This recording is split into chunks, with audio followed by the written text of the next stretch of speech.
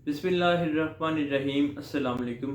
दोस्तों, आज मैं आपको बताऊंगा कि यूरिक एसिड क्या होता है, ये हमारी बॉडी में कैसे बनता है, इसकी अहमियत क्या है और इस यूरिक एसिड के कम या ज़्यादा होने से हमारी बॉडी में किस तरह के मसाइल पैदा हो सकते हैं। तो पहले बात कर लेते हैं कि यूरिक एसिड होता क्या है, ये हमारी बॉडी में कैसे बनता है। दोस्तों, हम जो खाना खाते हैं उसमें कई तरह के मुख्तलिफ इंग्रेडिएंट्स मौजूद होते हैं। इसी तरह उसमें एक इंग्रेडिएंट प्यूरिन नाम का भी होता है। जिस तरह खाने में मिनरल्स, विटामिन और दूसरे कई तरह के ग़िज़ाई अज्जा मौजूद होते हैं, इसी तरह एक इंग्रेडिएंट प्यूरिन भी होता है। इस प्यूरिन का बहुत अहम रोल होता है हमारी बॉडी में। हमारी बॉडी के जो सेल्स होते हैं उसको बनाने में उसका एक बहुत इंपॉर्टेंट पार्ट है प्यूरिन। क्योंकि हमारी बॉडी सेल से मिलकर बनी है, तो इन सेल्स को बनाने में प्यूरिन बहुत अहम रोल प्ले करते हैं।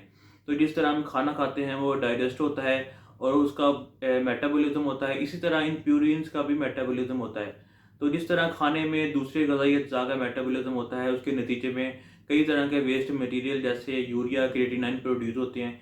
इसी तरह जब इन प्यूरिन का मेटाबॉलिज्म होता है तो दोस्तों इनके नतीजे में हमारी बॉडी में जो वेस्ट मटेरियल प्रोड्यूस होता है, जो वेस्ट मटेरियल बनता है, उसको हम यूरिक एसिड कहते हैं।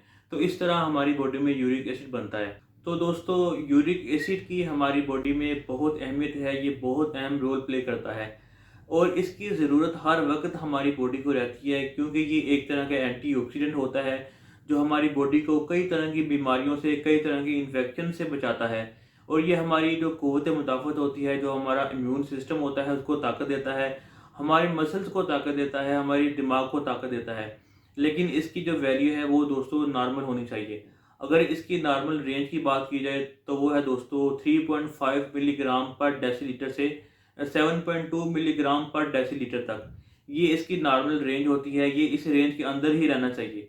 अगर ये इससे ज़्यादा हो जाएगा, यानी अगर आपकी बॉडी के अंदर यूरिक एसिड की जो मिकदार है वो 7.2 से ज़्यादा हो जाए, तो फिर ये आपकी बॉडी के अंदर कई तरह के मसाइल पैदा कर सकता है, जिसमें एक बहुत कॉमन डिजीज़ है गाउट यानी गठिया, जिसे हम आम ज़ुबान में जोड़ों का दर्द भी कहते हैं। तो अगर आपकी बॉडी के अंदर यूरिक एसिड की मिकदार ज़्यादा हो जाए, तो फिर जो एक्स्ट्रा यूरिक एसिड होता है वो दोस्तों आपकी बॉडी के अंदर जो आपके जॉइंट होते हैं, जो आपके जोड़ होते हैं, उनमें क्रिस्टल्स की सूरत में जमा हो जाता है और फिर आपको इस कंडीशन में जोड़ों की दर्दें बहुत ज़्यादा होती हैं, जो आपसे बाज़ औक़ात नाकाबिले बर्दाश्त होती हैं। तो आखिर ये यूरिक एसिड हमारी बॉडी में ज़्यादा क्यों होता है? तो दोस्तों, इसमें जो हम खाना खाते हैं, अगर हम हाई प्रोटीन वाला खाना ज़्यादा खाएँगे तो इससे क्या होता है कि हमारी बॉडी में प्रोटीन की मिकदार ज़्यादा हो जाती है। तो अगर प्रोटीन की मिकदार ज़्यादा होगी तो हमारी बॉडी में ये जो प्यूरिन नाम का इंग्रेडिएंट है, इसकी मिकदार भी बढ़ेगी। तो अगर प्यूरिन की मिकदार बढ़ेगी तो जब इसका मेटाबॉलिज्म होगा तो इसके नतीजे में जो यूरिक एसिड बनेगा वो ज़्यादा बनेगा। तो एक ये भी वजह है और जो दूसरी सबसे बड़ी वजह है वो है दोस्तों गुर्दे। गुर्दों का बहुत इंपॉर्टेंट रोल होता है हमारी बॉडी में। ये क्या करते हैं कि हमारी बॉडी से जो वेस्ट मटेरियल यानी जो फासद मादे होते हैं उनको पेशाब के ज़रिए से बाहर निकालते हैं। इसी तरह जो बढ़ा हुआ यूरिक एसिड होता है उसको भी ये पेशाब के ज़रिए से बाहर निकालते हैं।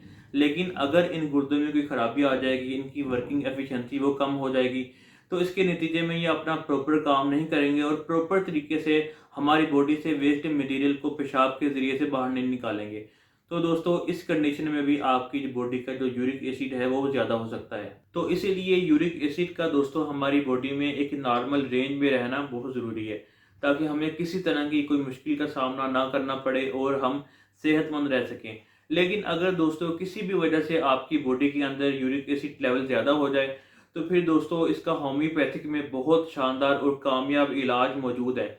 आप देखेंगे कि अगर आप अपना प्रॉपर होम्योपैथिक ट्रीटमेंट लेते हैं और इसके साथ अपनी प्रॉपर डाइट का ख्याल रखते हैं, तो दोस्तों कुछ अर्सा ही मेडिसिन लेने के बाद आपका जो यूरिक एसिड लेवल है ये मुस्तकिल तौर पे नॉर्मल हो जाता है।